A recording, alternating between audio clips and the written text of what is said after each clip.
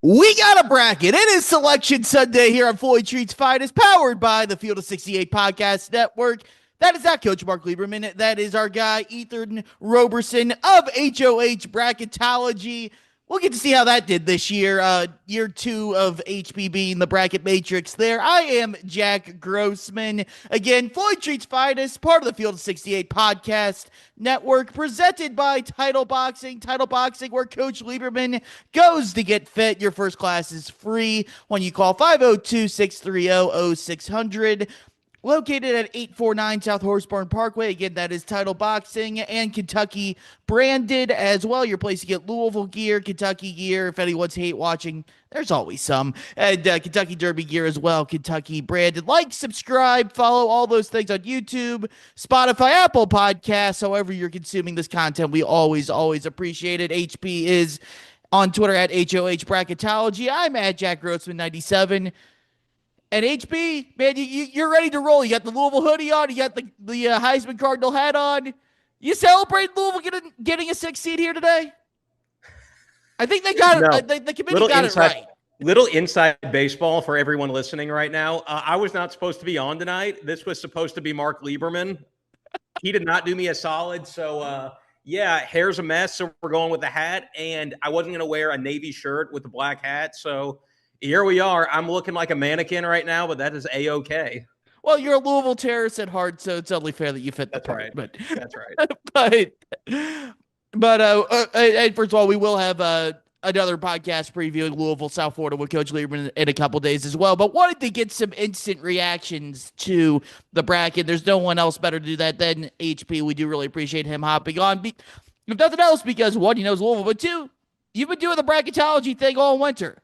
So we'll dive in first on Louisville before we blow up and go through the bracket as a whole. But I think they got it right as a 6th seed. I think people were expecting that, to where it's not a situation like last year where Louisville was an 8 when everyone thought they would be a 6, maybe a 7 at worst. I think they were fairly seeded. I think South Florida was fairly seeded, who Louisville's matched up with. It's incredibly tough luck that they decided to take the Big Ten title game into account with Purdue beating Michigan this year, because you get Michigan State probably dropping down to the 3 line as a result. That's a bad matchup. We'll get to that in a little bit. But thoughts on Louisville's seed and just initial draw here? Yeah, I mean, I think Louisville was about as bog standard of a 6 seed as you could have drawn up in this bracket this year. The bracket itself, I think, in like bracketology terms, it was a very chalky bracket in that most of the teams tended to be around where people expected. And I think a lot of that is mostly due to the fact that, this is a very top-heavy year in college basketball, and there just weren't a lot of teams in the middle. I think there was a very clear drop-off after probably the 6 line or the 7 line or so. Once you get past, I think, Kentucky and Miami on that 7 line, I think is where I think really my power rating started to drop a little bit. But, very fair seed for Louisville. The metrics were definitely stronger than that of a 6 seed, especially if you're into predictive metrics. But in the end, I think that 1-8 quad 1A record definitely did end up costing them any chance they had to move up to a 5 seed. But, they were 23rd overall on the seed line that the committee published afterward. It's fair. They got a fine matchup round 1. I don't think there's anything anyone can really complain about here, especially after last year when it was a shockingly bad seed in the wrong direction. It was. And, credit to Rick Fieldsman, because he got everyone going on the tip times. You have the actual tip times now as we're recording this right after Selection Sunday, about 8:45 at night. And HP, much to your delight, as I am sure, Louisville fans, Louisville did get the first game of the tournament on Thursday. Is that official now? They didn't actually get the first game of the tournament. I saw the Rick Fieldsman account and like. Oh wow! It's like great job from Rick Fieldsman, man. He got. I almost got. Let's see. Terry Miners got. Nick Valvano got. Sweetie got. Yeah, I mean, friends from school, other friends from Louisville got. Incredibly well done on his part. Okay, I was making sure that they didn't actually announce that they were in the first game already, because you would think we'd have been gotten the tip times by now. But when I saw Nick retweeted that, or I love Nick, and it was and a guy, Rick Fieldsman, really, guys, you got to. Media literacy in this country has never been lower than it is right now, and I think you're doing media right now, HB. I am doing media right now, but by God, I guess you did kind of get me there for a second ago because I can see I trust Jack Grossman more than I do Rick Fieldsman. The look on your face there, you're like, oh no, not again. No. Louisville is. This is from the CBS college basketball account, so this is official. Yes, okay. yes. Louisville is the third game on Thursday, hey, so a little bit better. Worse. Yeah. So Louisville, South Florida, 1:30 p.m. on TNT out there in Buffalo. Brian Anderson, Jim Jackson, Allie LaForce on the call. So third game, not the first game. So it's not the first game. That's whatever. We'll take it. Yeah, which Louisville, people know, as it had the best luck when they've had the first game of the NCAA tournament. Agreed. Yeah, but so they do avoid that. They get South Florida, a team that is an interesting matchup. We've already seen, I got on behind me. I got the Field of 68 behind me, CBS as well, my other TV. So I've been going through the whole gauntlet since the show went off. As I'm sure everyone is. Oh, of course I'm a company man. But South Florida is a team. A lot of people are picking the Bulls against Louisville. And they do present a couple issues for UofL. I mean, they're seventh in offensive rebounding percentage in the country, getting 38.2% of their missed shots. Their average 2-point distance is only 4 feet. That's third Division I, so they're good at getting to the rim. And they have 5 guys that score double figures, and they haven't lost a game since January 31st. So there's a lot to like about South Florida out of the American, the one-bid American. However, I look at it as, one, this is kind of the type of team Louisville's had success with all year. Like, they've beaten teams they're better than. Other than the Clemson game, I can't think of a game they lost where it's like, damn, they just they're more talented than that team, but they lost. It's losing to really good teams or really talented team. That's where Louisville struggled with. No losses outside of Quad 1, only, 2 outside of Quad 1A. That's been Louisville's bread and butter all year, and South Florida fits that. South Florida plays very up-tempo. They like to get up and down. They have the 15th highest adjusted efficiency rating in the country, and both them and Louisville are top 20 offensive pace. So that favors how Louisville wants to play. And also, South Florida's only played 3 teams in the top 60 at Ken Pom all year. And they're 1-2 in those games. A close loss to VCU, a win over Utah State, and then the game that's probably the best barometer for this, as Alabama's only 2 seed lines ahead of Louisville and plays a very similar style to Louisville. The Bulls fell to the Tide down in Tuscaloosa, 104-93 in that one way back in early December. So it's a tough matchup for Louisville. It's not a cakewalk, but that's what happens when you're in a 6-11 game. But I do think there are some things here that kind of favor the way the game can be played for Louisville. Yeah, from just my immediate gut reaction was that I liked the matchup, like immediately seeing it compared to the other teams in the first 4, which, as we found out during the broadcast, Louisville could not have gotten a first 4 team because those featured 2 ACC teams in Dayton and VCU. I think this would probably be the one I'd have chosen, to be honest with you. South Florida, when you look at the teams that Louisville has really struggled with this year, they are big, they are physical, they are athletic. And I think USF, while they are athletic, they are not the big, bruising, physical teams that Louisville has struggled with. They're going to really try and run with Louisville.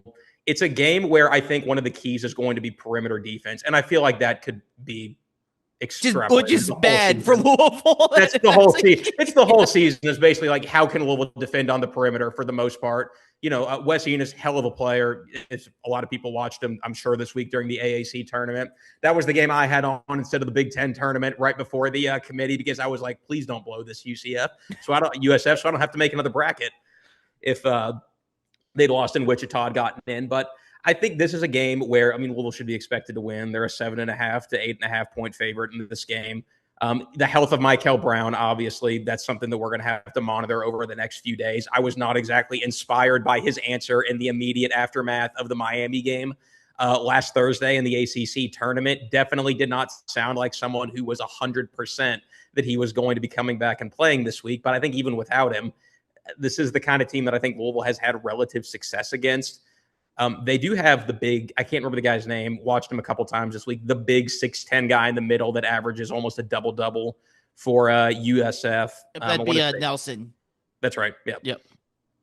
And, but really, like I said, when you look at the other extreme of this, which was like Udo and Renew in the ACC tournament last week, this is not that.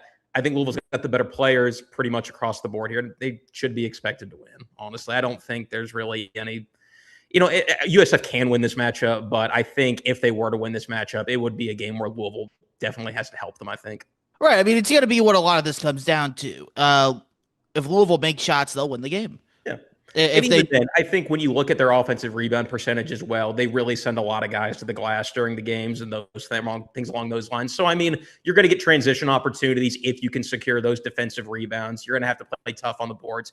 It's a game that Louisville could break open, possibly, I think, if they can really get on a heater during this game. Also a game, though, that South Florida could very much hang around which we've seen many times with Darius Acuff scoring on what felt like 10 straight possessions against Arkansas, Juke Harris scoring on what I felt like 11 straight possessions against Wake Forest, just a bunch of games like that where Louisville cannot stop the ball to save their lives. So, it's just interesting stylistically because they're going to play very similar. And it's going to be very strength on strength. So, right. It reminds me a lot of the SMU games, the first two SMU games, not the third SMU games, which was just an out of body experience for everyone involved when neither team could hit a jump shot. But both teams are going to go up and down a bunch. They're going to hit a lot of shots. There's not going to be a lot of defense. And at the end of the day, I think, the more talented team won in Louisville. Louisville obviously dropped the game at SMU, which they were pretty desperate to have. But I trust Louisville enough in this type of game. I think, honestly, it could be a little bit like the Kentucky game way back in November of Louisville jumps out to a big lead. Kentucky crawls back because that's what happens when you have two teams that want to get up and down, play a lot of possession, shoot a lot of threes, high variance, all that type of stuff. Could be just a game of tug of war of Louisville gets out to a big lead, South Florida reels them back in, and then you just keep going with the yin and the yang there. I don't think it's a game because of how both these teams play. If Louisville jumps out to a 20-5 lead or something like that, that you can just wipe your hands and declare it over because there's going to be a lot of possessions. Both teams can score the ball, are good offensively. And like you said, South Florida has 5 guys that score double figures per game. They're not going to be scared of that. They've seen that version of Louisville. It's been a few months, but they did see a very similar team in Alabama who is, again, seeded better than you. And this is going to be on a neutral court, whereas that was a true road game. So South Florida, while it's been a very long time since they've seen competition like Louisville, they have seen that before to where it's going to be a battle. But I'm with you. I do think Louisville, I need to watch more South Florida to get more of a feel on them because I was more locked in on the Big Ten title game. I'm going to be honest. I knew that was a possibility that South Florida could be the matchup with Louisville, but I was like, the Big Ten game is just better. It just was. And you're correct. That's right. You'd have to be a real sicko to have been watching the AAC today or doing a bracket and hoping USF was not going to blow it. I think one other thing that I saw on Twitter that was very interesting, I believe Chris Hatfield tweeted this, who's got plenty of good advanced analytics if you're into that, really good follow at the best wager. Really, honestly, they foul a lot. This is a team that is consistently has a very high foul rate and consistently is going to send you to the line. And I think that's the kind of team that Louisville offensively should be able to thrive against, just given that, especially if Michael Brown plays, there is no one on this South Florida roster that should be able to stay in front of him. And that's no disrespect to South Florida. That's just the reality of 95% of the teams on Louisville's schedule. Yeah. And then if Michael Brown is playing, if he's relatively healthy, he should be able to get not whatever he wants, but he should be able to get to his spots during the game. Same with Conwell and some of the other guys. They're also a very much a drive and kick team. Both of these teams are. So whoever makes those shots off the drives and is able to, more importantly, I think, stay with their man when it comes to like help defense and whatnot, just because I think Louisville has a lot of very bad habits this year when it comes to helping off ball when they shouldn't, or helping on. They're terrible in rotations. They're terrible. And I think they'd have a lot of lazy, poor habits when it comes to off-ball defense. There's a lot of reaching and trying to rip the ball away and leaving their man in the corner. And it's led to God knows how many open threes, especially in the corner. I feel like Conwell and Woolley do it constantly, but there's a lot to like about the matchup. There's some things that South Florida does well that can give Louisville problems, but overall, I think if we're kind of putting a bow on this segment, it's a matchup you take, honestly. There's no reason Louisville can't win. That's what happens. Yeah, when you're a 6 seed, you're playing a team that can beat you if they play well and you don't play well. Yeah, that's how right, this goes. Yeah. But at the end of the day, I do expect Louisville to win. One thing you said earlier about, you're not playing in Miami that has a Renewed and Ernest Uday and all those guys, and you're not in South Florida. If you do beat South Florida, though, you're getting a worse version of that in Michigan State. And that was not Ooh. exactly the 3 seed that I think Louisville would have wanted to have drawn there. No, I completely agree with that one. Yeah, because You look at Michigan State just across the board. They play. I texted you and Cam Drummond this a while back that like they play the exact same as like that 2009 team does. They haven't changed a bit, man. They're dudes. They're big. They're tough. They take mid-range jumpers. There is not a lot of dynamic players on that roster, and it all runs through fears. And boy, Louisville better get ready for an absolute slugfest if they're able to get there and play Michigan State. Because boy, that is as Big Ten of a Big Ten team as you could get. yeah, a couple things stand out. One, obviously, and this is one of the 2 biggest flaws for Louisville been all year: the front court and the ability to stay in front of the ball. What are the 2 things Michigan State does better than anyone? They're big, they're physical, they're ruthless on the glass, and my God, Jeremy Fears is going to put you in a million ball screens and dare you to stop it. That's not a good formula for Louisville on both ends of the floor. I am. It's because I was going back and forth with someone on Twitter on this. They were like, "Did you watch the first Miami game?" I'm like, yes, they did. And you know what? If Louisville hits 12 of 24 threes, is even points in the paint, they could win that game. However, I also watched the Tennessee game, both Duke games, the Arkansas game, the Carolina game, the Clemson game, and the second Miami game, where we saw Louisville go up against teams that are physical and are big and are athletic and really, really struggle game after game after game. We also saw them. You mentioned Wake Forest. You mentioned the second SMU game. I get throw out Stanford with a Corey. And over again, Seth Trimble in the Carolina game, not being able to stay in front of handling guards that can get downhill to the basket. Caleb Foster torched Louisville in the first Duke game as well, doing that. Michigan State does both of those things really, really well. That's just, again, if you shoot the ball well, you got a chance. But when we talked about for weeks now, Louisville's tournament run's going to be matchup dependent. This is why it's going to be matchup dependent, because it was how far do you go until you run into a brick wall, in this case being Michigan State, which outside of Duke, maybe, because Duke is a better team than Michigan State, especially when they're fully healthy, but Michigan State might be more physical than Duke. I don't know if that's a good take or not, and I would take Jeremy Fears over the Duke guards. That being said, I would trust Duke to go farther in the tournament. I think Michigan State is the most physical team Louisville will play all season long, and that is unfortunate that you're playing them perhaps in the second round of the NCAA tournament if you get past South Florida. Yeah, just an absolute group of just dudes, tough guys that are going to make it difficult on Louisville in a number of different ways. I think if we're talking about hunting matchups in this tournament, this was not one of the better ones. I think the biggest nightmare matchup, I think, would have been like a 7 seed playing Houston. That would be, God help us all, if we would have had to do that one. It's a game where Louisville's gonna have to get kind of gimmicky. They're gonna have to make a bunch of threes. They're gonna have to bring a lot of doubles in the post. They are going to have to pull out all the stops to be able to get through that game and manage the fact that they've really only got. Actually, I take that back. I don't think they have any big men that can match up with Michigan State at all. Not at all. I mean, you would have hoped Frew would be, but he doesn't have the physicality of those guys. Zugris does bring physicality, but he's too small relative to those guys on Michigan State. Hadley, great player. I wouldn't want him leaving the floor, but he is what he is at like 6'7" or so, playing the 4, probably matched up against Kohler. Yeah, I'd say the one thing you would hope for if your Louisville, Kohler does have the tendency. Now, he's hit from outside most of the year. He had a drought the last few weeks, but he's kind of heated up again the last couple games of the regular season from behind the arc. You kind of hope he kind of falls in love with that jump shot, doesn't try to take advantage of the fact that they can post Hadley up whenever they want to. On that matchup, if you're Louisville, you hope that's a trap Michigan State falls into, maybe falling in love with the 3 a little bit too much with Kohler. Yeah, they're not a great 3-point shooting team. No. As all my Kentucky fan friends reminded me when they played them in the Champions Classic, when it's, oh my God, I can't believe they're hitting all those threes. Pertang shooting the ball really well, though. Yeah.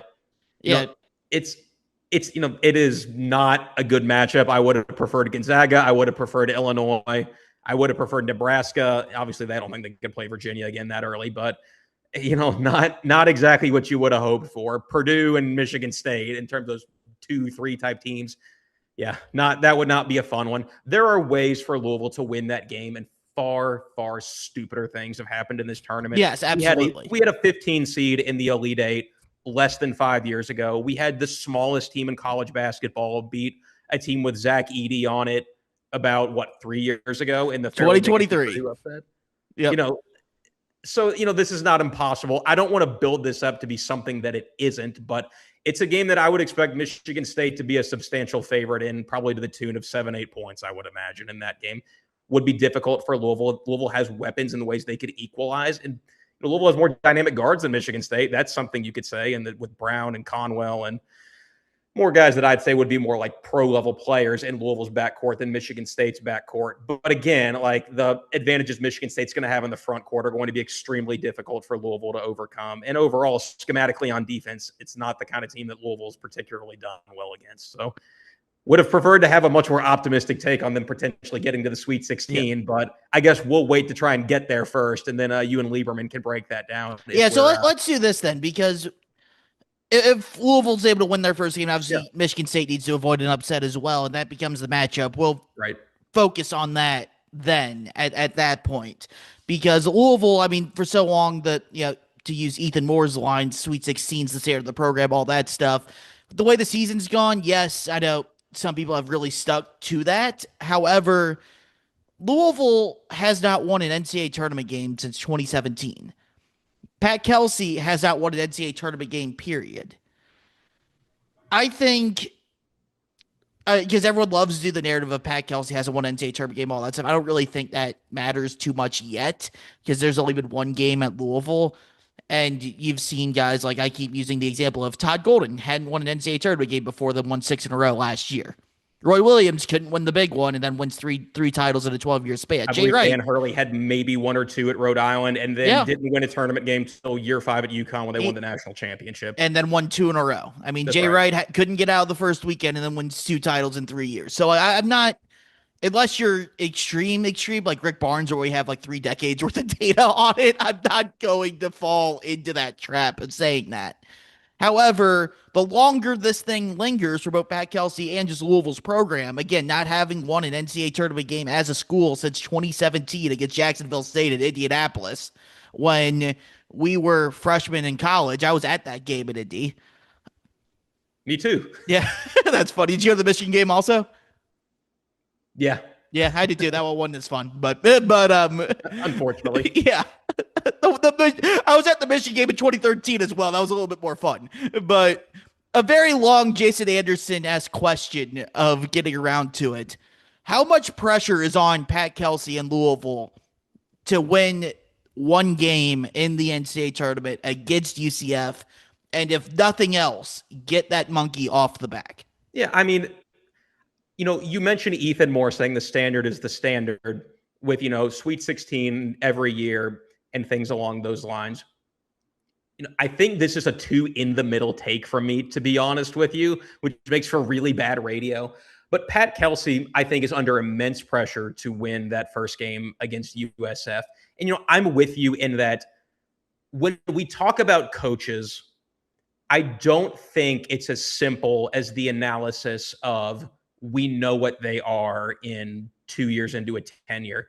I think even in the transfer portal era, that's not really true because, Hurley going from being a very mediocre team in the AAC and the Big East to winning a national championship 5 years later was not so much just getting the dudes in there. He grew as a coach during that time and improved a ton. And he really found himself during that period. With that being said, with it being in the era that we're in with the transfer portal and all of that, and combined with the fact that this regular season was, we'll call a spade here, it was disappointing. It was not what it was expected to be or what it really should have been.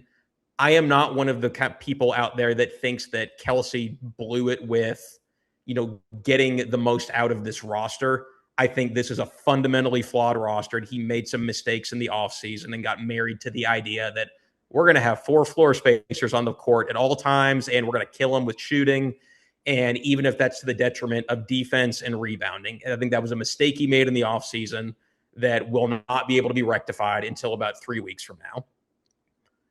but he needs to get this one on the board just to get that monkey off his back and just to give people the feeling that even if the progress is not necessarily linear, that this is going somewhere. It would not be pleasant for fans to think about that they had Michael Brown on the roster and couldn't get out of a first round matchup with South Florida.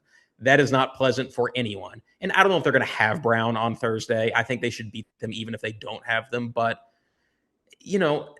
with where the roster is, they should be expected to win this game. And I think you just take your best shot at Michigan State. And, whatever happens in that game is going to happen. The Sweet 16 thing, I'm fine with that being the overall standard. And I don't think that should be lowered over the course of a long period of time. I do think we also just need to be honest with ourselves about what this roster is. And I think Pat Kelsey is aware of what this roster is, just given some of the changes he's made. I wouldn't have expected him to have played the Zugris the number of minutes he has later in this year if his mindset was the exact same as it had been in the first game of the season.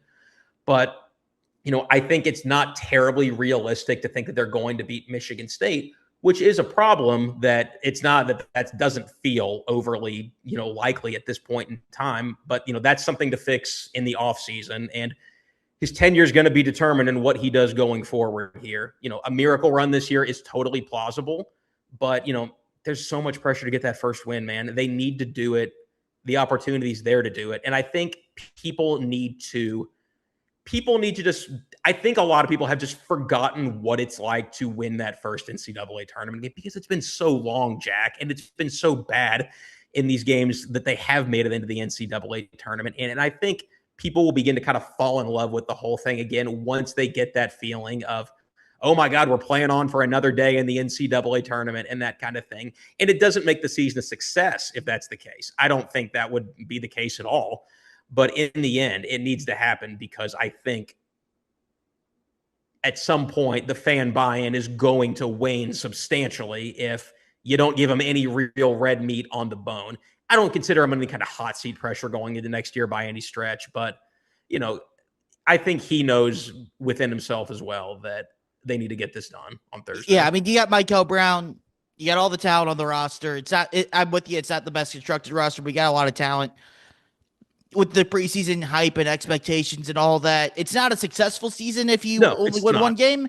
But at the end of the day, if you would have told anyone, any Louisville fan, the day Pat Kelsey got hired after Kenny Payne, and you can't fall back on this forever, but we're still only 2 years into this thing.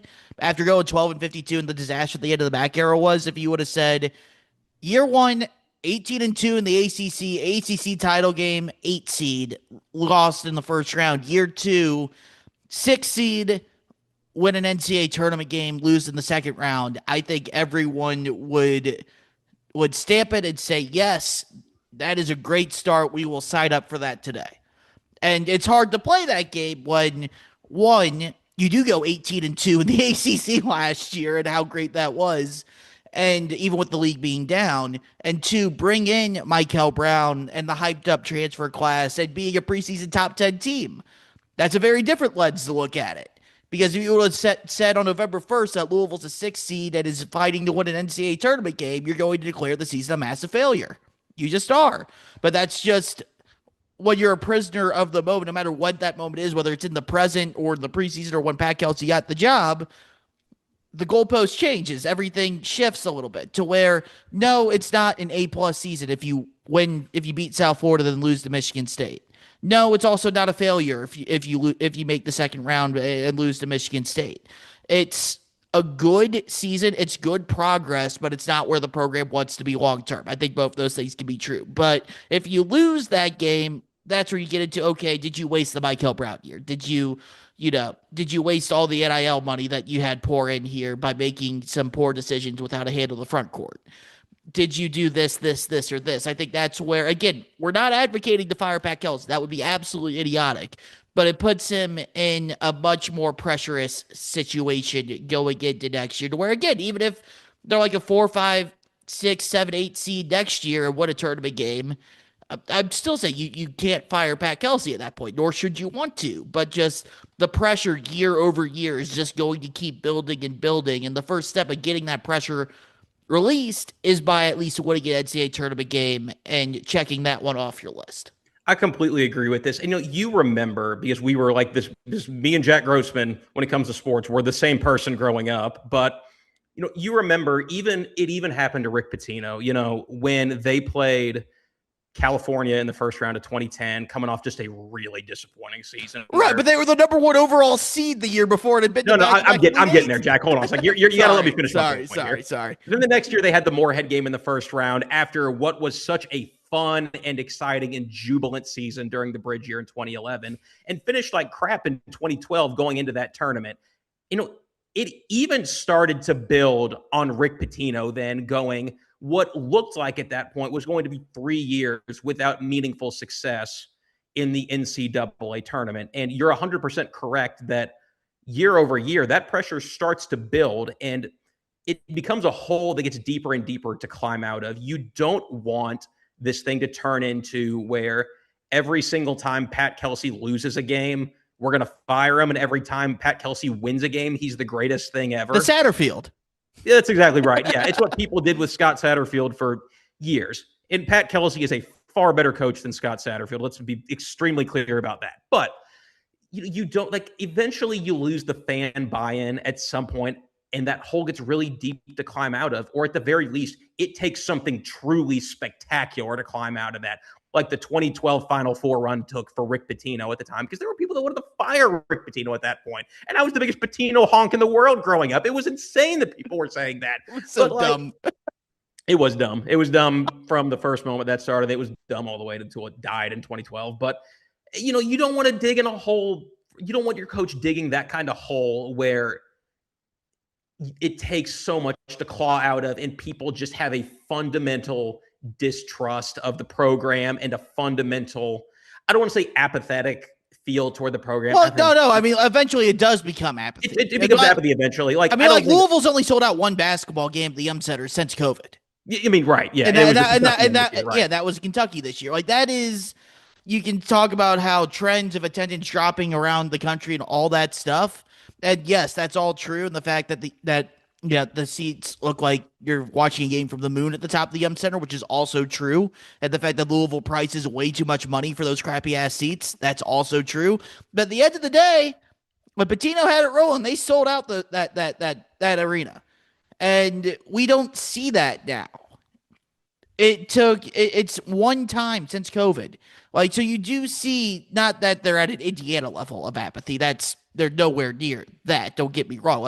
Everything we're describing, what you're trying to avoid is where IU basketball now is, which Louisville's not there yet. But not winning a tournament game in a decade, whereas when we grew up in that Pitino era that you're talking about, from 2005 to 2015, Louisville was in the second weekend at least 7 out of those 10 years. At worst, you were rolled out of bed and making the Sweet 16. And that 2010 season, even though you were a 9 seed and lost that year, that still produced the last game in Freedom Hall. Incredibly memorable moment for everyone that was there. And that was the only time, if you bring up the bridge year, they were a 4 seed in the bridge year. Shocking. I still remember how. And Preston Knowles preseason 4 seed, almost won the Big East tournament. Crazy. Yeah. And if Preston Knowles doesn't turn his ankle, they beat Moorhead State, and who knows what happens. They weren't going to win the whole thing, but they could have made another second weekend ish type run. But you need to be able to. The longer this goes, the more apathy sets in, the more stuff like that. And again, they're not near Indiana levels. They're nowhere close to that. But you do need some success here to continue to get that blind fan buy-in over and over again. And the other thing I'd add, too, is you brought up 2012, and this is something that Coach Lieberman and I talked about after the Clemson game on the podcast, was the end of this regular season to me is such a parallel to the end of the 2012 regular season, where you had the high expectations, you hadn't really realized them. Everything kind of came crashing down at the end of the regular season. Of course, everyone knows the story of the 2012 team. They rally 4 games in 4 days to the Big East Tournament, make a Final Four. I don't think this Louisville team's going to, quite frankly, make a Final Four or anything like that. But could they come together in a similar way that team did. Now they're not going to do it on the defensive end like the 2012 team did. It would have to be offensively. Yeah, it would have to be offensively and shot making, but relying on their strengths and really play and just flip a switch almost. But it takes that kind of run to kind of take that bad taste out of, because people don't remember how bad 2012 was in the first week of March and the last week of February. Now and that's what happens. They remember the run through the Big East tournament. They remember, holding Michigan State to 44 points, which there's another parallel for you. You're going to have to play Michigan State, a game where I don't think Louisville has much of a chance to win, because I didn't think they had much of a chance to win in 2012 either. And they held them to 44 freaking points. And then they had to come back against Florida at the end, and you give Kentucky a hell of a game in the Final Four. Yeah, I think, looking at this, I think to sum like that whole conversation up, winning a tournament game can be a building block. It's not the building block, but it's a building block. It's an important building block. It is a step. It is something that you can take away from this year, getting that monkey off your back and winning the NCAA and winning a game in the NCAA tournament. And again, for the hard asses that are listening, that are like, oh my God, Jack and Ethan are lowering expectations on the podcast. Not really what we're saying here. Winning even if they win a tournament game, this team and they lose, it's probably still a relatively disappointing season, but probably like a C plus season. Yeah, I agree. C plus is exactly right. You can come away with something this year, something. So, it's important just to get it done, man. Like I don't really know anywhere to say just win the game. It's like in baseball, you have the 3-game series and you lose the first two. You're trying to salvage the third. Yeah, just trying to get something out of this. And yes, I do think it would be not the end all be all building block, but an important one just to get the two narratives of you haven't won a tournament game since 2017 and you haven't won, and Pat Kelsey hasn't won a tournament game. You get both of those knocked off. That's something that one less thing people talk about next year. Then you can turn your page to, yes, the standard is the Sweet 16. Again, in those 10 years, 2005 to 2015, you rolled out of bed 7 times in a 10-year span and made the Sweet 16 at bare minimum. That's where, how if that's possible again, because that's Rick Pitino in his prime and all that stuff. But if you can get back to expecting a Sweet 16 every season, that's where you're getting back on the right track as a program. So Louisville hadn't been in the Sweet 16 since 2015. So that would be the next big thing as a program to try to knock down the door on if you're not able to do that this year, but you can at least salvage winning a tournament game. All right. I wanted to get through that big picture stuff because it's I think, as important as break down the actual game. In this case with South Florida, because it's going to be fun. But before we get out of here, let's break down the bracket, the rest of the bracket, some initial thoughts and reactions to it. First of all, HoH Bracketology. How'd we do this year? I think I did pretty well. Relative to last year, I think last year might have been a little bit better. I went 50 exactly correct in terms of seed line, 18 within 1 seed line. So pretty good stuff there for the most part. I think the thing that really hurt my bracket personally in terms of like being correct on all of that is just that they counted the Sunday games this year. They decided I knew the second that Seth Davis got on the pissing contest with Matt Jones and Mike Rutherford on Twitter that they were going to start worrying about Sunday games this year. And guess what? That's exactly what they did, because Purdue showed up as a 2 seed instead of a 3 seed. Arkansas showed up as a 4 seed instead of a 5 seed.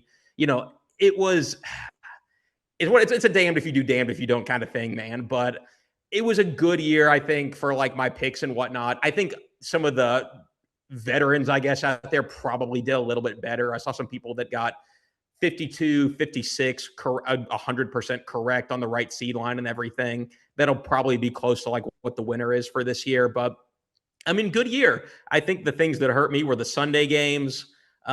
There were a couple weird calls, I think, on the 13, 14, 15, 16 line. I got them all perfect last year, but I think Siena as a 16 was really surprising to me. North Dakota State as a 14 was a little bit surprising to me as well. But there was also a logjam of teams on that 15-16 line that were very much like all kind of really 16 seeds, because they were bad teams that won their conference tournament. They weren't in very good conferences. So, it's one of those things where like in the end, we are predicting what other people are going to do. Like we are not predicting what's going to happen in the NCAA tournament. We are predicting what 10 people in a room are going to decide based on the information available. And like, there's a million different ways you can look at that. I'll measure up the correlations here in the next couple of days, but the only ones I think that were really surprising to me, like Vandy as a 5 seed was kind of a shocker because my formula had them as like a 3 seed. I kind of bucked that and chose Nebraska instead, but Vandy as a 5 seed was pretty shocking to me, especially given that they were coming off a huge win over Florida yesterday and a couple quad 1A wins in the span of a week, beating Tennessee twice in a week as well, and looked as good as anyone in the country during that time. Beyond that, I want to say Clemson as an 8 was slightly surprising. St. Louis as a 9 instead of a 10, but really NC State as an 11 instead of a 10 was the only like other big surprise for me. So, I mean, it really is like, 6 here, half dozen there kind of thing where like but you could really slice it however you wanted to. So and for those who don't know, HP, part of the Bracket Matrix project, was second among new brackets last year, top 20 overall. So we'll see how it turns out rankings wise on that front this year. Do you think the committee got it right? I mean, they got Miami, Ohio in, thankfully. They left Auburn out, thankfully. I think the one line cleared itself up when, yes, Florida got killed on Saturday, but Houston lost also. UConn got blasted also. So I think that cleared things up. Arizona moving ahead of Michigan for the second overall seed, I thought was a little bit interesting. But overall, I thought the committee got the right teams in, and for the most part, there wasn't anything egregious on that front. Totally reasonable. I thought they didn't screw up the first 4 games at all. Miami, SMU, I think that's going to be a really fun game. I think Boopy might put up 40 in that game because that's going to be like, it'll be an and one mixtape type game with Miami's kind of lack of speed on the perimeter when it comes to guarding. But like, I think really they got the correct teams in for the most part. Texas was pretty much the consensus last team in going in to the weekend, and that's exactly how it played out. I think it was very interesting to hear the committee chair talk about how Miami, Ohio was not the last team in. They were seeded that way eventually just because, they do a process called scrubbing, which is more or less comparing teams' resumes, really getting into the nitty gritty of it all that are right next to each other on the seed line. And after, I think 2 or 3 teams passed them, and they ended up being the quote unquote last team in, which is a good example for everyone at home that the committee selecting the teams is a totally different process than the committee seeding the teams. But overall, I think it made perfect sense, a lot of what they did. I was glad to see that they rewarded teams that did well in their conference tournament, especially coming off last year when Louisville did well in their conference tournament and meant absolutely nothing. I think that was because the ACC was awful, though. Yeah, I mean, don't get me wrong. Yeah, I don't know that really checks out with Clemson being a 5 and North Carolina getting in, but I think because Bubba Cunningham was on the chair. We know that. It's a good point, but. You look at the overall, 1 seeds make perfect sense. I was glad to see Virginia be rewarded for having very strong metrics this year, even if they didn't quite have a signature win. I was happy to see Arkansas be rewarded for winning the SEC and getting onto the 4 line, and the Emperor once again doing his damn thing in the SEC this year. St. John's as a 5. That was one I had. I would have been nice to have seen them as a 4 just to be rewarded for beating UConn twice and winning their conference tournament. But it was reasonable as well. Wisconsin was rewarded for getting big wins. Texas Tech was not overly punished for losing JT Toppin. So again, I think they mostly got it right. The thing I think that they kind of they gave Duke a pretty bad draw, I think. Yeah. All right, so let's start there. Because first of all, I think St. John's did get rewarded for winning the Big East title. That's why they're a 5 seed and not a 6. Yeah.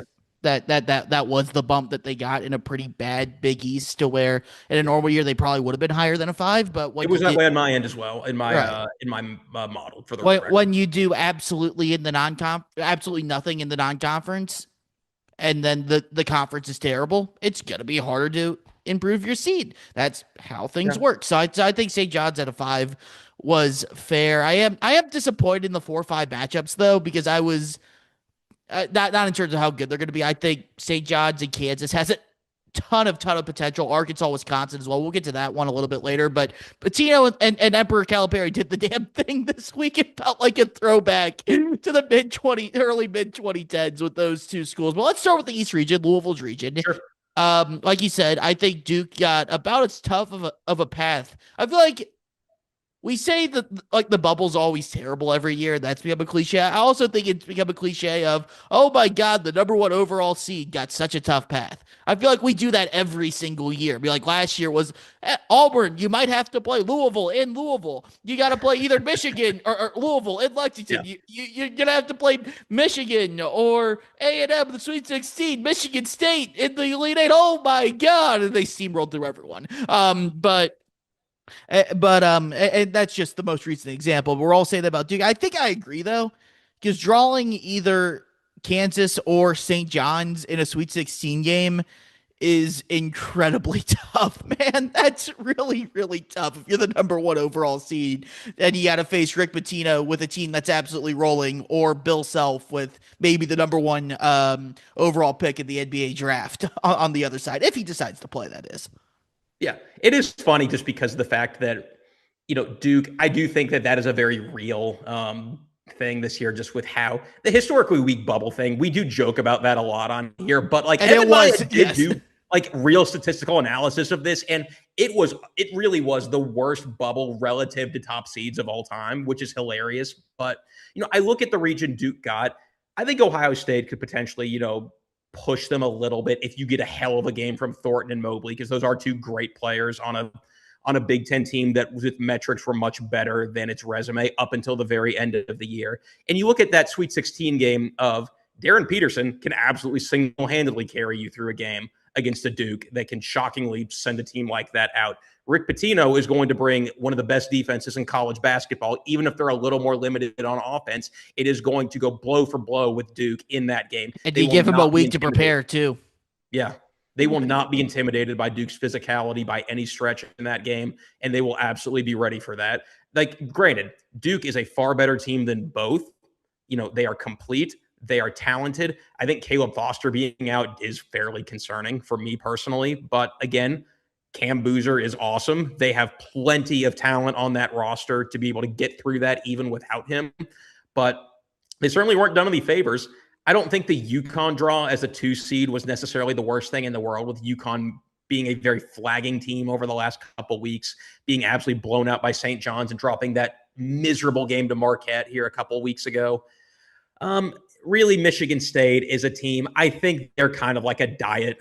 I don't think they do the thing. Like, both Duke and Michigan State are extremely physical teams. I don't think they do the things that Duke does physically and skill-wise in the middle quite the same, because they don't have Cam Boozer. Right. That's very straightforward. They don't have Cam Boozer. Ngongba, also a hell of a player. Just so much talent up and down that Duke roster that they should still be favored to get out of this region very decisively. Right. And we'll get to the bottom half of the bracket in a second, but with the top half, I think that's where we think this is a tough draw for Duke. Yeah. It's especially that 4-5 matchup. You brought up Ohio State, who's playing the best basketball of their season right now, but also don't sleep on TCU either. This is a TCU team that beat Florida on a neutral court and also has wins over Iowa State and at Texas Tech. Like that's nothing to sniff at either, with good old Jamie Dixon there on the TCU sidelines, to where I think the winner of that game can give. I'm picking Duke to win that round of 32 game. Don't get me wrong, but I think it could get interesting up there in Greenville. Whoever wins that round of 32 game before, I think, because St. John's is playing better basketball than Kansas right now. I do think the matchup of Zuby Ejiofor versus Floyd Badunga would be absolutely fascinating. We've seen Zuby handle length and athleticism before, but Flory might be, either him or Chinyelu at Florida might be the defensive player of the year nationally. So that would be really fun. But you give Petito a week to prepare the Sweet 16. We've seen this movie before against a 1 seed as a 4 seed. I mean, just looking at the Louisville, you made 2 Final Four runs as a 4 seed where you absolutely embarrassed and pantsed the 1 seed in the Sweet 16, one of them being that Michigan State game. We keep bringing it up back in 2012. So just make sure it's not against John Calipari. Yeah. That was the one I was at. So yeah, I was also at that game. We were at a lot of the same Louisville games. Yeah, very true. Throughout before we knew each other. That's something we've learned on this podcast. Yeah, that's right. Yeah. But I think that's a daunting stretch there for Duke. But when you get to the bottom of the region, UConn, I know you've been out on UConn for a while now, like out on them. And they're not playing great ball right now. Michigan State, we've already hit on a bunch. Louisville, obviously, sitting there's the 6th seed. I'm honestly kind of looking at it. It's a big if, but if Donovan Dent and Tyler Bilodeau come back healthy for UCLA, that's a team that's really figured things out the last few weeks or so, and they're playing some really, really good basketball. I think as a 7 seed, I think they can make some noise in the bottom half of the bracket. I thought that same thought when I saw this bracket, actually. All right, so UCLA is losing in the 7-10 game. Good to know. You're 100% correct. Yes. Congratulations to Central Florida on the Knights for getting through that game. Get old Johnny Dawkins, baby. Yeah. UCLA, they're a team that's, I think they've definitely outplayed their seed over the last couple of weeks. They've been a very they beat Michigan State in the Big Ten tournament. It was a big time win for them last week, but they're tough. It's a Mick Cronin team. Donovan Dent is more or less the engine of where that everyone kind of feeds off of on that team. But, UConn, it's difficult to talk about UConn because UConn was incredible in November, December, and early January and beat everyone and accumulated, like, when you look at their out-of-conference WAB, like, it's crazy. It's in, like, the top 5 in the country for, like, what they did in terms of beating the best teams out of conference. They won at Fog, dude. That ain't easy to do. Just ask Arizona about that. But you look at UConn, and it's just been, have they been bored with the Big East? Have they been, like, lulled into, like, a malaise? Did they stop getting better? Because they've been substantially worse over the past couple months. I don't mean any disrespect to St. John's by saying this, because Rick Pitino was one of the best coaches in the history of the sport. UConn should not be coming in second in this iteration of the Big East. They just shouldn't. They have more talent on that roster than St. John's does, more pro-level players on that roster than St. John's does. Doster talks a lot about toughness when it comes to UConn. He complains about that a lot when it comes to the Huskies. And, UCLA, that's a team that could push them on that will absolutely make them earn it in that game. So, it's an interesting look. I don't think UConn is a team that screams first weekend exit, but again, they're a difficult team to talk about because it is in there somewhere. And I do truly believe in T-shirt test and March Madness. That is a very real thing. And that it wouldn't really surprise you if Dan Hurley's standing on that stage at the end of the East Regional and he has pulled a rabbit out of his hat against Duke. You can't say you'd be shocked. Well, I mean, if you're doing the T-shirt testing, that's the East Region. UConn's the T-shirt. UCLA's the T-shirt. Louisville's the T-shirt. Sparty's the T-shirt. Duke's the T-shirt. Kansas is the T-shirt. It's it. Ohio State won a bunch of titles back in the 60s. A musty ass take on UConn. How bought into are you on? You are more bought into UConn than me, but I'm definitely in the lower quartile of people in terms of how I view the Connecticut Huskies now. It's a dangerous thing to do, but I think I gave up on them on Saturday night when Petito kicked their ass, which means they're gonna go on a run now. But and I think they got a bad draw with UCLA, Michigan State on the bottom half of their bracket, to where I'm picking Michigan or not Michigan State. I'm picking UCLA to beat them. There's congratulations to UConn, right? Yeah, I know, right? And I'm a firm believer in this. There's places on the bracket you have to take a stand somewhere, and that to me, when we look at the 7 over the 2, I think that is the place to take a stand because I just don't think A&M or maybe St. Mary's over Houston because they take care of the ball and they'll slow the game down, but they're just not athletic enough. I can't see Kentucky or Santa Clara beating Iowa State. Purdue or Missouri, maybe. I can see that. We'll get to that here in a second, but at some point you have to take a stand somewhere. And UCLA is playing great basketball right now. If they can get healthy, UConn is playing some pretty crappy ball at the moment. They look completely uninspired. The Marquette game had a lot to do with that as well, losing to that piss-ass team. But you know what? You got to take some chances somewhere, and I'm taking a chance with UCLA on that. Good on you. So congrats to UConn, to the Elite Eight, and probably the Final Four. But we'll go ahead and move to the West now. We'll start, since we're just talking about, we'll start at the bottom half of the West. I think Purdue was not given a good was done a disservice here. The fact that they either draw that second round game. Miami, which as Louisville fans are very, very aware of, have a really good front line with Radu and Ernest Uday, and Trey Donaldson is really going to pressure the ball and play good defense as well. Or you get Missouri in St. Louis. Yeah. If I was Purdue, you're just winning the Big Ten title game. I wouldn't be exactly thrilled with that and the fact that you would get Gonzaga potentially in the Sweet 16 or an uber talented BYU team. That's a tough draw for them. Yeah, I completely agree with that with Purdue. I look at it's kind of funny. I don't love Miami on a macro level just because of the fact that I do think there is a lot of smoke and mirrors with that record and how good they've been this year. They didn't play Duke once during the season. That is very helpful for gassing up that ACC record. Which is also a shame considering Lucas was a Shire assistant last year. Exactly. Come on, guys. I also look at Miami and I see a team that did not have very much in the non-conference that was able to roll off some wins, as they went through ACC play, narrowly beating, UNC at home. They did lose that game to Louisville, but were able to pay it back in the ACC tournament.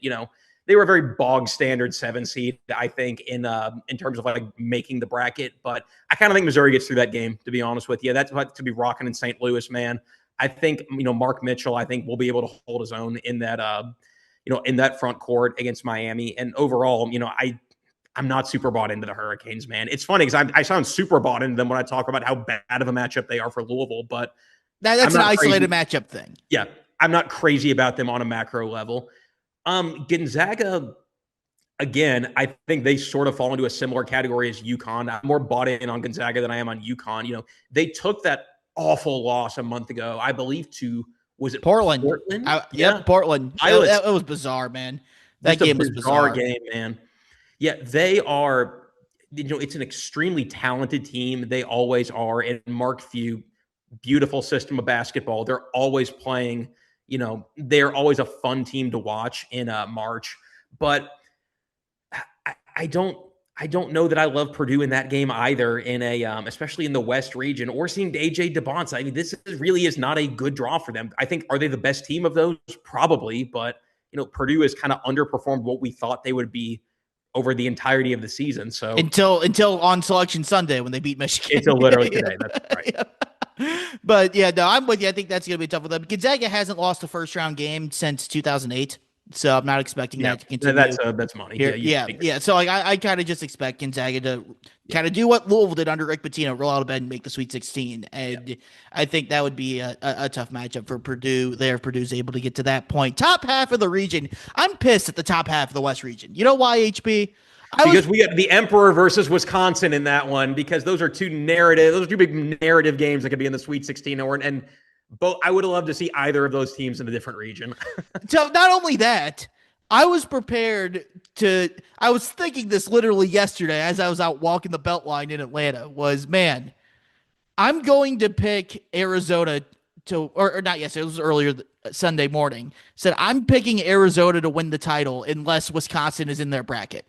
Then I have to have a really long and deep thought about that, because Wisconsin is the antithesis to what Arizona does. And they match up. That's such a bad matchup for Arizona. The way Wisconsin, we've seen them do it. They almost pulled it off again against Michigan on Saturday. They did it again to Illinois. They won at Ann Arbor earlier. Every time, Jack, that they face a team that's in like the top 3 lines of the bracket, they're shooting 45% from 3 every single time. It does not matter how challenged the shots are. It does not matter how good the player is taking the shot. It is every single time. It is unbelievable. I went back and looked at these various different games, and every time they're shooting like 45% from 3. It is unbelievable. They've got great guard play. Nick Boyd's done an awesome job for them this year. John Blackwell too. If you don't remember, that was a guy Pat Kelsey really wanted in his first year. It worked out because he got Chucky Hepburn. But man, like that is a fun second round matchup, man. The guard play of Wisconsin. Right, but let's I want to wait on that. I'm getting on a roll now. That's my bad. Yeah, but because that's the other dilemma I have here. Because Arizona, Wisconsin, I have to really, really think about that game. Because like that's Wisconsin's done this against these teams all year. Arizona, as great as they are, they're the healthiest of all the 1 seeds. I think they have the best guards of all the 1 seeds. I think they're still my pick to win it all. But man, seeing Wisconsin in that region with them, I think that is an absolutely really, really rough game for them that they can win, obviously. But if Arizona does lose in this region, I think Wisconsin's the most likely team to do it. However, Wisconsin first has to get by the Emperor, John Calipari, and Darius Acuff, who I would argue is the best point guard he's had since Derrick Rose. Just say it's all the guys he had at Kentucky. And the way they're playing right now, it's such a they don't defend like a prototypical Calipari in his prime team at UK. But other than that, they check every single box. You got the stud point guard. You only play 6.5, 7 guys. You have all the length, all the athleticism. It's such a John Calipari team, and they're peaking at the right time as well. Absolutely. They are, those are two scary teams to get in March, man. I do agree that Wisconsin definitely has the more giant slaying potential here. But even if they do get Arkansas, man, does anyone want to see Darius Acuff right now? Hell no.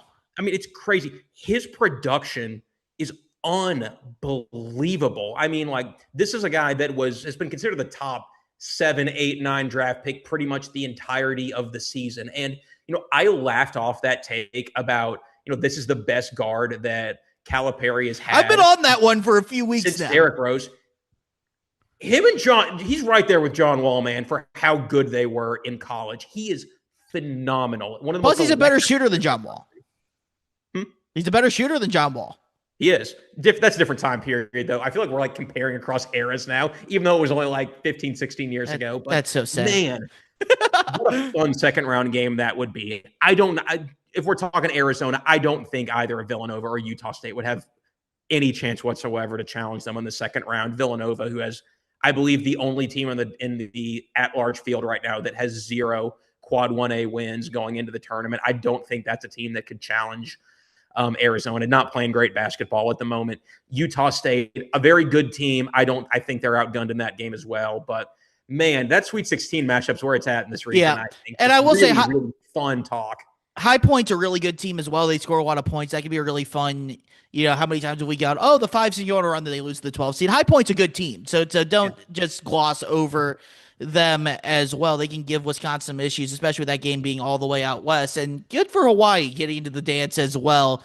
They're a fun team too. Rainbow Warriors, baby. But here's the thing.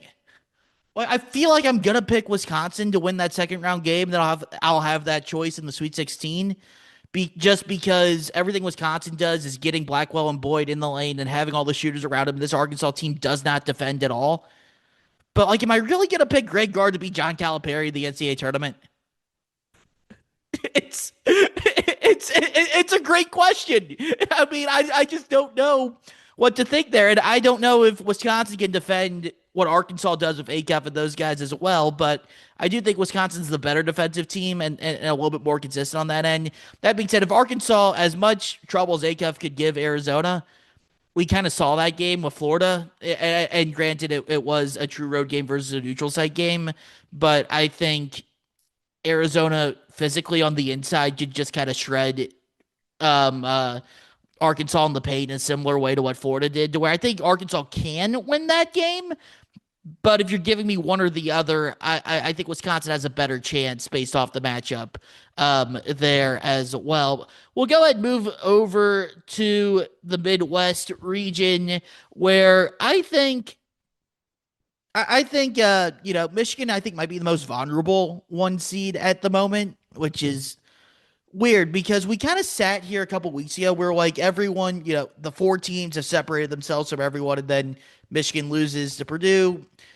Florida gets 20-pieced by Vanderbilt.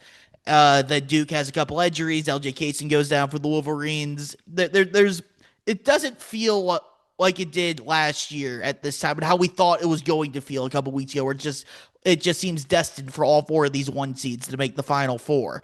And Michigan is kind of in that spot to where without LJ Casey, man, I just don't know if I trust Elliot Cadeau to win 6 games in a row. I'm at the exact same spot with them. That front court is incredible. The guards win in March thing, rule, I guess that you could call that a rule of thumb. When you have Michigan's front court, that's a little bit more of a suggestion than a hard and fast rule. But, their guards are far, far more generic than the front court. And, I don't particularly think anyone in the second round could truly challenge them. I think Georgia can give them a game. I don't think they can win, but I think that's going to be fun because St. Louis is kind of reeling right now. They're fading a little bit. If Georgia's able to get by Robbie Avila and Josh Schertz and that team, which I think could be a wild game with how fast Georgia likes to play. The fact that St. Louis starts every game down 18-0 like they're BYU, but then rally Yeah. massively at the end. That could be a really fun game. But Georgia, they love to get up and down. They've played some really good teams throughout the year, mainly Florida twice, which they lost both of those games handily for whatever that's worth. But if they're able to turn it into a track meet, which Michigan I think is willing to do, if Ellie Cadeau plays bad and Michigan's turnover issues pop up, that game could get interesting. I'm not going to pick Georgia to win, but I do think that game could get interesting. That's going to be a fun first round game, man. Georgia versus St. Louis. That's going to be a show. That's if you if you have not watched St. Louis this year, you are listening to the correct podcast if you want a very pro Josh Schertz opinion right now, because we are both huge fans of the St. Louis man here, Josh Schertz. He's such a fun offense. You know, Robbie Avila as kind of he isn't quite the icon he was when he was at Indiana State here 2 years ago, but man, it is so fun to watch them play offense. The ball movement, the motion, everything is so much fun. If you don't know this at home, Ryan Conwell was actually a guard for Indiana State 2 years ago before he transferred to Xavier and then to Louisville. Like, Schertz is incredible when it comes to talent identification, as good as anyone in the mid-major level in that regard. But that's going to be a fun game. Like, 1st to 90 wins that one, I think. Georgia, Mike White likes to get up and down, like you said. They really, really push the pace in those games. So that's a fun one where really you could go either way in like a coin flip type of game. But how do you feel about the 5 and the 4 seeds in this region? Because I think Texas Tech and Akron is going to be a very popular upset pick for a lot of people, because even with Miami being the darling of the college basketball world for so much of this year and their improbable run to 31-0 as a start, Akron was power rated as the higher team for pretty much the entirety of the year in the MAC and was the odds-on favorite to win that conference when Las Vegas put the odds out here a week ago before the tournament had even started. So Akron, I think, is going to be a popular pick over Texas Tech. Alabama and Hofstra there. I feel like Hofstra might have been a little overseeded there, but I don't – it's difficult to talk in terms of like which one of these like mid-major double-digit seeds is going to be able to pull off an upset this year, because you have seen so much of the talent flow upward in college basketball, so much of the resources, to where these teams are outmanned in a way that I don't think they were a couple of years ago, and additionally don't have the same experienced talent that you would be able to rely on a lot of these 30-win teams over the last decade, 2 decades, however long that we've been doing this and picking teams in the bracket. So what do you think about those 2 teams, though, with Texas Tech and Alabama? Alabama very volatile with the 3-point shooting. Texas Tech playing without JT Toppin, but still playing extremely well and pulling off some big wins without him. Like, this is where I'm disappointed about how they bracketed the 4 and the 5 seeds, because like we've talked a lot about it the last 20 minutes or so anyways, about Wisconsin and Arkansas and obviously St. John's and Kansas as well. Those were the 4 and 5 seeds that I'm like, damn, I really like those seeds. They all got matched up together. And then you get this wasteland. I feel like it was a disservice to Duke and Arizona, who are the number 1 and number 2 overall seeds, that they got to meet the really, really good potential 4 and 5 seeds, whereas the 3 and 4 1 seeds, Michigan and Florida, get Texas Tech without JT Toppin, a volatile Alabama team, Nebraska, who seems like they've peaked, and then Vanderbilt, who credit that they did just blast Florida, but doesn't have the physical tools that some of these other 4 and 5 seeds have on the top half of the bracket. So I think that's the one thing where I'm like, I'm disappointed how the committee broke out the 4 and the 5 seeds that way. I think they could have done a better job. I'm going to fall into the trap of picking Akron, because you got to pick a 12 over a 5 somewhere, and Texas Tech doesn't have JT Toppin. I've fallen into that a few times. Akron's a really good team. Texas Tech has proved me wrong on that door. They've played good enough basketball without Toppin, but I just think it's so disappointing that Toppin got hurt, man, because that they could have made a real long run with him and Christian Anderson together, but instead Yeah, I can see where Akron could win that game with a very shorthanded Texas Tech, but I don't think either the 4 or the 5 in this situation pose much of a threat to Michigan because of how, damn big Michigan's front court is. And yep, Toppin's a big man. Texas Tech doesn't have him. Alabama tried to get Charles Bediako reinstated 3 years later because they don't trust their big man. Sherrell has been playing better for Alabama. I do credit him that since Bediako went away from being able to play games, but I don't trust against Michigan's front line there. I do think Michigan does move into the Elite Eight on that standpoint. Bottom half of the bracket, we know what everyone wants to hear about. Kentucky, Santa Clara. Can Santa Clara beat Kentucky, HP? Jack, do you know anything about Santa Clara? I've watched them a couple times in the WCC tournament, and when they played, that's about the extent of my Santa Clara knowledge. And when they played Gonzaga at home earlier in the year, they had the lead for a while, but then they, as you see, kind of with a mid-major team against a high major, a lot of the NCAA tournament was jumped out to the lead, hung on for dear life, couldn't hold on for dear life at the end. I don't know if Kentucky can do what Gonzaga did at the end and just out-physical them the way the Zags did in that game, though. Yeah, I think for Kentucky, the first game's a fine draw. I don't love the Iowa State draw in the second game for Kentucky. Iowa State, again, physical, tough team. Otzelberger's defensive schemes are so good consistently. He has created not quite like a death machine in the same way that John Shire has at Duke, but he's like a tier below that in that consistently they defend at an elite level every single season. I'd be interested to see how they're going to look in this. It's a very interesting idea, like them playing Kentucky and St. Louis with, not being at home there, because if there's one thing we do know about BBN, they are going to travel substantially. They will take that place over if given the opportunity. I'll say one thing, team in the lower half of this bracket. I love this draw for Virginia. I don't think Wright State is going to be able to do much of anything against them.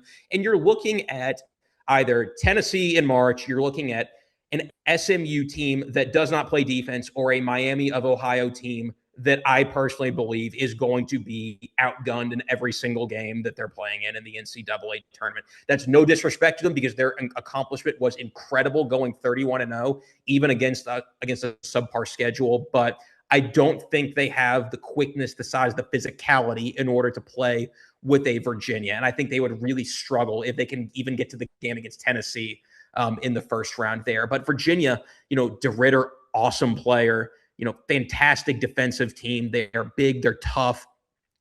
They're very veteran team as well. Dallin Hall, he's been around the block for quite a while at BYU. You got it, Gento. Yeah. I mean, this is a really talented roster, and Ryan Odom has gotten everything right. And this is also a coach that was one of the 2 coaches in the history of basketball to beat a number 1 seed with a 16 seed. So I really like this draw for them, and I don't think they are going to be a fish out of water if they are to play Iowa State, in a potential Sweet 16 matchup. The analytics have been extremely high on Virginia for the entirety of the year, even without that huge signature win. As funny as it is, their best win on the season was probably at Louisville without Michael Brown, if we're talking objectively and using the net and all that. So we're not talking about a team that's had that next gear at any point during the season, but we're still talking about a near 30-win team with great physicality and excellent talent on that roster, with a coach that I think a lot of people would trust in this situation. So I think Virginia got a really nice draw here. I like Virginia a lot. I really do, but I think I'm going to have them in the Sweet 16, but your statement kind of said it all there. Their best win of the season was at Louisville without Michael Brown. Yes, that is the rub with them. Yeah, 100%. And I just don't think I can trust them to go on a neutral site and beat Iowa State, because when they've gone against super great defenses, 70 points against Duke, 51 points at Duke. Other than that, yeah, that's really... I also don't think Iowa State's Duke. That's another part. Well, they're not Duke, but I would argue the game on Saturday night in Charlotte, I think Iowa State's better than Duke without Gamba and Caleb Foster. Oh, yeah, that's totally fair. Yeah. And I think in the one game where we've seen them against an elite team at full strength, they got their doors blown open. Where Yeah, Iowa State's not the most talented team in the world. Joshua Jefferson's really good. Obviously, Lipsey's great. Mochilovich was incredible in the Big 12 title game or Big 12 semifinal game against Arizona. I think the defense will do its job. The only way Virginia wins that game is if they're able to match that with an incredible defensive game and Mochilovich isn't hitting shots. That's how they would get by there. But I think we just haven't seen it from Virginia against a top level team, and part of that's because we haven't seen them play against top level teams very often throughout the season. To where, yeah, Ryan Odom's done an incredible job. He's a hell of a coach. I think he's probably the best coach out of this first year coaching definitely. Yeah. cycle, and that's not even close. And Virginia nailed it there, and he's going to keep building this thing. And if you're telling me year one, 3 seed, hell yeah, that's a great year for Virginia. That's kind of where I have them at on that front. Totally reasonable. I think another thing with Virginia, they're an overachiever, and typically that's not the route I love going down, just because you look at a team like a St. John's last year that was an overachiever, that was not ranked in the preseason. Typically those don't do as well. So keep that in mind with filling out your brackets going forward. Yep. Final region that we're going to look at here, the South region. We'll go and start at the top of the bracket. The most interesting thing here to me is if do you get a Florida Vanderbilt rematch in the Sweet 16 after, they've played twice this year. Florida killed them the first time. Vandy shockingly destroyed Florida in the SEC tournament. That would be fun. McNeese, I think, is a team to look at. No Will Wade, no problem for them. Amir Khan's back, if you haven't heard HB on the McNeese staff there. I think that could be one if you're looking for a 5-12. Maybe that could happen. Troy as well, back in the NCAA tournament against a Nebraska team that's just really not playing their best basketball of the year when it matters most in Nebraska. We talked about it earlier. Louisville tried to get the monkey off their back first tournament when in 9 years. Nebraska's never won an NCAA tournament game. So Fred Hoiberg tried to etch them out of that there. This is probably the best chance they've ever had to win an NCAA tournament game.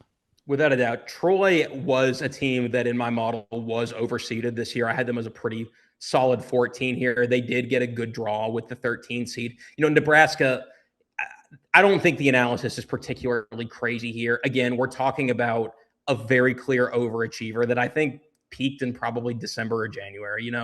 Maybe if they had seen another 13 seed, maybe a Hofstra, for example, maybe would be a team that people might be taking them to upset Nebraska here.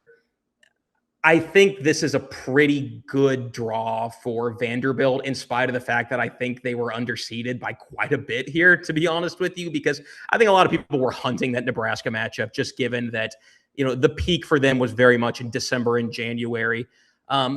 Vanderbilt, Duke Miles, Tyler Tanner, that is such a fun guard combo to watch. Consistently, they had their struggles, especially in the middle of SEC play, but very much in the past 2 weeks have turned it on. They're playing their best basketball at the right time here. Talking about the other teams at the top of the bracket, Florida against Clemson or Iowa, those are not two teams that I think can challenge Florida. Clemson, I think Brad Brownell has done a phenomenal coaching job with this team. They are not terribly talented. This is a team that he has gotten everything out of them for the entirety of this season. And overall, I do not expect them to beat Iowa round one. I think Bennett Starks is fun as hell, though, in terms of shot creation in these pick and roll situations. He is pretty much the hub for that entire offense, where everyone else, granted, I don't love a lot of the talent around him at Iowa, but, he on his own is the kind of player that can win you a game or two in the tournament. So I would probably have the Hawkeyes advancing over Clemson in that one. But again, Florida's front court against Iowa's front court, God bless them. That's going to be difficult. God bless anyone against any Florida's front court, just in general, because that is incredible how, Chinyalu, Condon, all of those guys were, coming back to Florida after winning the national championship last year. Just an excellent physical front court that I think is going to be difficult for either of those teams to handle. I think that is really the main story of the top side of the bracket, though, is Florida versus Vanderbilt, especially how Vanderbilt completely punked Florida in that game yesterday. And what really was one of the more shocking results of conference tournament week here. Vanderbilt, I don't know if they could do it again against Florida, because Florida will be playing with a different level of focus in this game relative to that one in the SEC tournament. And Todd Golden's also going to have a week to prepare for that game in a situation that Mark Byington has not necessarily been in his career before. Granted, he's had tournament success. I believe he did beat Wisconsin with James Madison before he took that job at Vanderbilt. Excellent coach that I think very highly of, but I think the top of the bracket, this is Florida's game to lose here. I would consider that loss to Vanderbilt more of a blip after they had just been crushing everyone for the past month and a half of the season. Analytically, have been one of the best teams in the country all season. I think one of the biggest differences between Florida and UConn and the one seeds and whatnot that all have these super gaudy records, that Florida had a little bit of bad luck in close games. Only 2-5 in close games this season. So a lot of that was before they really started getting more out of Xavier Lee, Boogie Fland, and those guards have finally started to round into form a little bit more for Florida. So I like them out of the top half of the region here. I don't know what your analysis is, Jack, but I feel like you probably see it similarly. Yeah, I got Florida fairly easily. I wonder if McNeese could pick off Vanderbilt. I think that could be an interesting one there. Iowa's literally just Bennett Certs and a bunch of dudes, to paraphrase Booger McFarland, a bunch of D2 dudes at that. So yeah, no shot against Florida. I think Clemson's front line. Not that they're the most talented team, but I think their physicality is going to give Iowa a lot of trouble as well on that front. But yeah, I do think most likely Florida advancing there. Bottom half of the bracket, we do get, I do think VCU has the potential to get a Caleb Wilson less North Carolina there. I think they're a really fun team to watch. They're good. That could be a trendy 11/6 there if you're looking for one of those.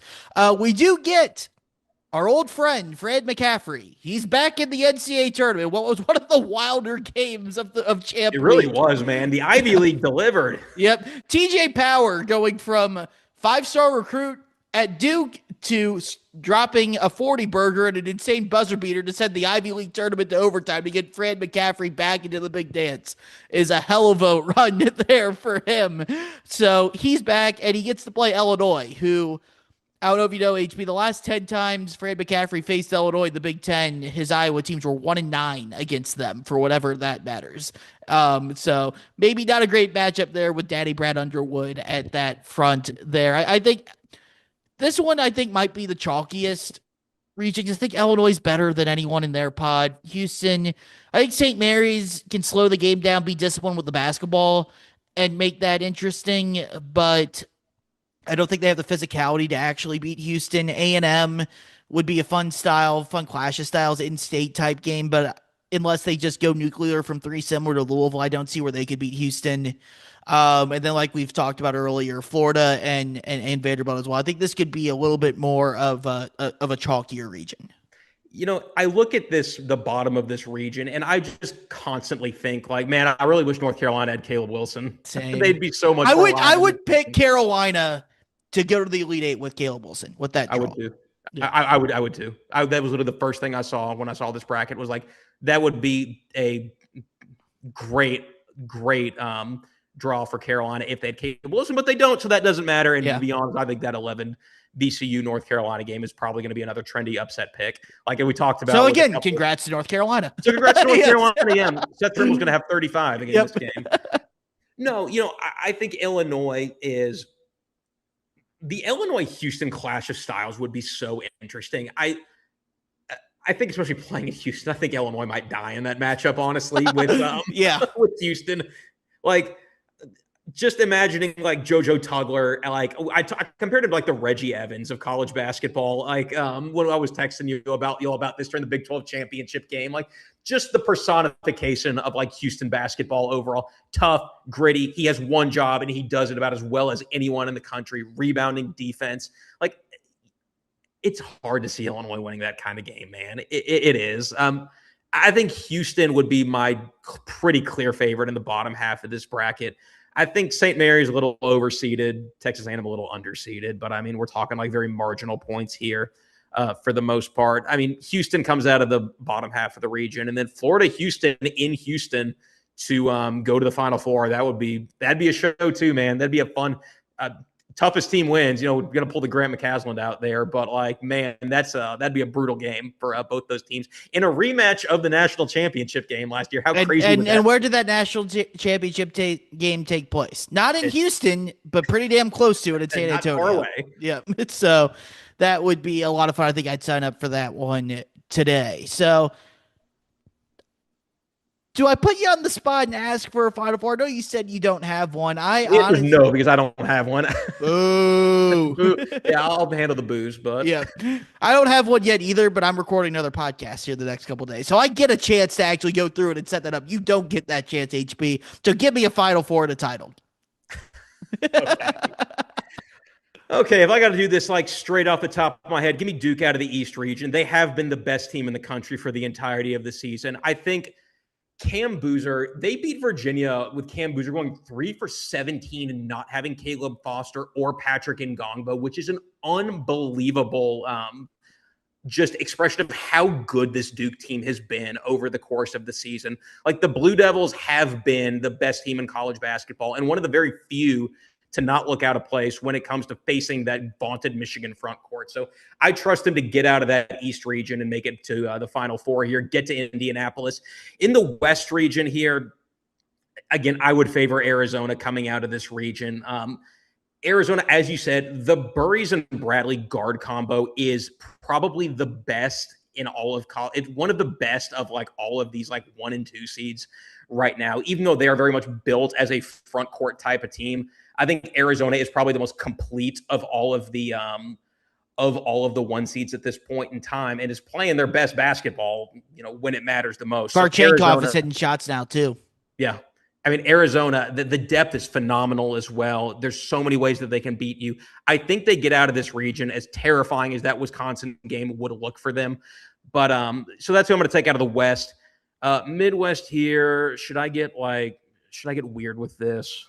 That's up to you, man. It's your pick. I'm going to skip this. I'm going to take Houston out of the South, though. I think they're going to meet Florida in the rematch of the national title game last year. And that would be an absolute boxing match of a game, man. The Florida and Houston in two rosters where there's a lot of guys back from that game last year, to be honest with you. Those are two teams that retained quite a few players. And, Houston was up by double digits in that game last year, man. I don't think they would lose that game twice. It's Kelvin Sampson is such a good coach. Todd Golden, also an awesome coach. I think Houston, we have talked about this. I think Florida is the better basketball team than Houston, but Houston does not die. It is incredible to the extent that they can get in a hole and look stuck in the mud offensively every single game. And in my opinion, that's going to be their eventual undoing in this tournament, is Houston's going to get stuck in the mud against a team that they cannot recover against because, there are some absolute super teams in college basketball this year. Kingston Flemings has an off game, and, that offense looks very different. But I think Houston gets out of this region. I think this is definitely the chalkiest one. I think they beat Florida in the Elite Eight to get there. And we will go finally to the Midwest here. I would love to get weird with this one and pick like Virginia or Iowa State to get out of this region. I would say this. I'll give you a second to think about it. If I'm going to go back to, if Wisconsin, Arkansas, or St. John's was in the Midwest region, I think I would pick that 4 or 5 seed to go to the Final Four. I do too, because Michigan really is sputtering right now, but they got a really good draw, man. They really did. It feels like Auburn last year. These teams, I don't think, are equipped to handle a truly next level front court of 3 first-round picks with Yaxel Lendeberg, who's probably one of the most unique prospects that we've seen in the last 5 to 10 years that can really do it all. At 6'9", at like a frame that is unbelievable and just unseen in college basketball for the most part. Ade Mara, awesome in the middle. Morris Johnson, another absolute freak on that front court that I'm sure Illinois was absolutely just crushed that they let him get away. I think they do scrape their way to a Final Four here, because I don't particularly think Virginia and Iowa State are overly equipped to beat them. I think they got a good draw up and down this region, man. I would have picked Houston to beat Michigan. I might have picked UConn to beat Michigan in the battle of 2 sputtering teams. Purdue, I might have even picked them to beat Michigan as well. But I look at, there's no Wisconsin, there's no St. John's.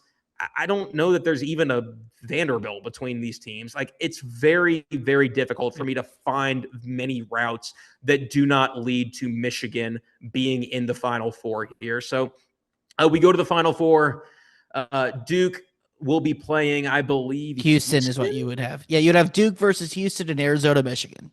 Yeah, I mean, give me. Oh God, that's so tough because this is when Caleb Foster theoretically could be back, I guess. Give me Duke over Houston in this game. Again, I think Duke's another rematch. Yeah, I think Duke's just been the best team in college basketball this year. I don't know that there's really that much else to say with that. And again, Cam Boozer can get you through pretty much anything if needed at this point in the game. Arizona versus Michigan. I think Arizona wins that and sets up a Duke-Arizona final. Oh, God, that's tough, man. It's a choice a lot of people are going to have to make, man. Yeah, I mean, Duke and Arizona in the final, that's real tough for me to get to. Honestly, if I had to pick, I think Arizona is a hair more complete than Duke at this point in time. I was rooting for you to pick Duke because I think I'm going to end up picking Arizona. Man, it's tough. It really is. I'm going back and forth on it right now. I'll go ahead and put the and cast my lot with Arizona here on the spot here. I know. It's like we both picked Houston, Purdue, Louisville, Kentucky Final Four. Yeah, any of them are going to get there now. No. But Arizona, they are such a complete basketball team. The Bradley Burries backcourt has been so dependable. And I think playing next to Bradley has made Burries so much better of a player, up to this point in the season. You look at just the talent in that front court, with Koa Pete, there's just so many good players on this Arizona team. They are so complete. They can beat you in so many different ways that I feel like I'm taking the trendy pick here to go Arizona, the team that won the toughest conference in the country this past week. But give me the Cats here, I guess. Clip that one. But yeah, this will change 100% between now and Tuesday, but that's what I'm going with, off rip. All right, so we're locking it in of Duke, Houston, Arizona, and Michigan with Arizona over Duke. That's what HP's got. For my picks, you'll hear them when Mark Lieberman, Coach Lieberman, and I record here the next couple of days. We'll have a more fleshed out right after the selection show preview of Louisville, South Florida. We'll also get Coach's thoughts on the bracket as well on that front. Big thanks to HP for hopping on. Great stuff with HoH Bracketology all winter long into the spring as well. Congrats on the successes there. I'm Jack Grossman. We'll catch you next time.